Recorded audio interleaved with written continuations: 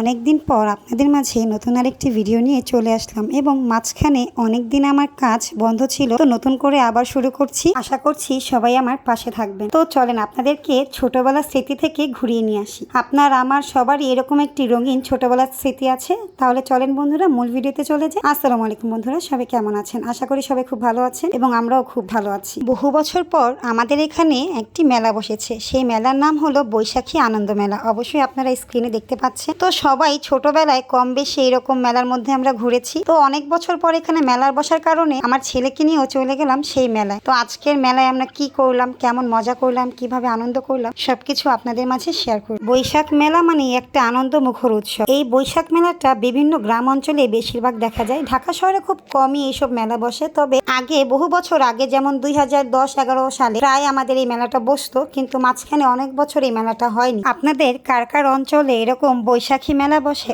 অবশ্যই কমেন্ট বক্সে জানাবেন বন্ধুরা।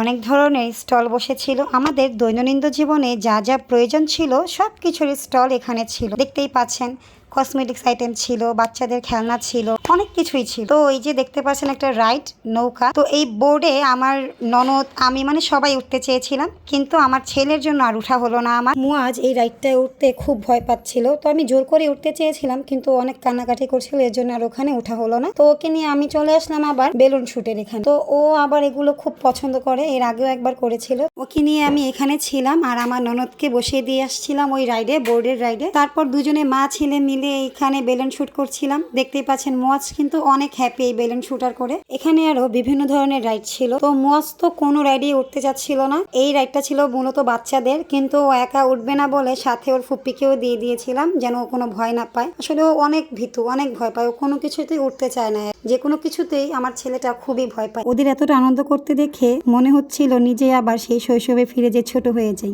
আর এই যে দেখতে পাচ্ছেন আমার ছোটবেলার সব থেকে প্রিয় একটি খাবার পাগলা পানি। কারো অঞ্চলে কি নাম বলে জানি না, তবে আমাদের এখানে এই পানিটাকে বলে পাগলা পানি, অনেকে টক পানিও বলে থাকে। কার অঞ্চলে এটাকে কি বলে অবশ্যই কমেন্ট বক্সে জানিয়ে দিবেন। তো এটা খাওয়ার পরে এখানে চলে আসলাম আবার নাগরদোলার এখানে। নাগরদোলার এখানে উঠতে চেয়েছিলাম, কিন্তু এতটা সিরিয়াল যে আর উঠা হলো না। মুয়াজ নাগরদোলায় উঠতে চেয়েছিল, কিন্তু মূলত নাগরদোলা অনেক সিরিয়াল এখানে উঠতে পারিনি। ওকে বললাম তুমি এই রাইডটাতে উঠো, কিন্তু ওইটাতে উঠবে না। যাই হোক ওখান থেকে চলে আসলাম। এখানে এসে দেখলাম অনেকগুলো মাটি দিয়ে তৈরি জিনিসগুলো দেখতে খুব ভালোই লাগে। তো এই পাশে ছিল আবার ইমিটেশনের জুয়েলারির দোকান, তারপর বাচ্চাদের খেলনার দোকান। আসলে মেলাটা অনেক বড় ছিল। তো কথা বলতে বলতে ভিডিওর শেষ পর্যায়ে চলে আসলাম। বন্ধুরা অবশ্যই জানাবেন আমার পুরো ভিডিওটি কেমন হয়েছে, আপনাদের কাছে কেমন লেগেছে। অবশ্যই সবাই কমেন্ট বক্সে জানিয়ে দেবেন এবং যদি সময় পান অবশ্যই এই মেলা থেকে এসে ঘুরে যাবেন। তো বন্ধুরা আজকে এই পর্যন্তই। সবাই সুস্থ থাকবেন, ভালো থাকবেন এবং আগামীতে ইনশাল্লাহ দেখা হবে আগামী ভিডিওতে। আল্লাহ হাফেজ।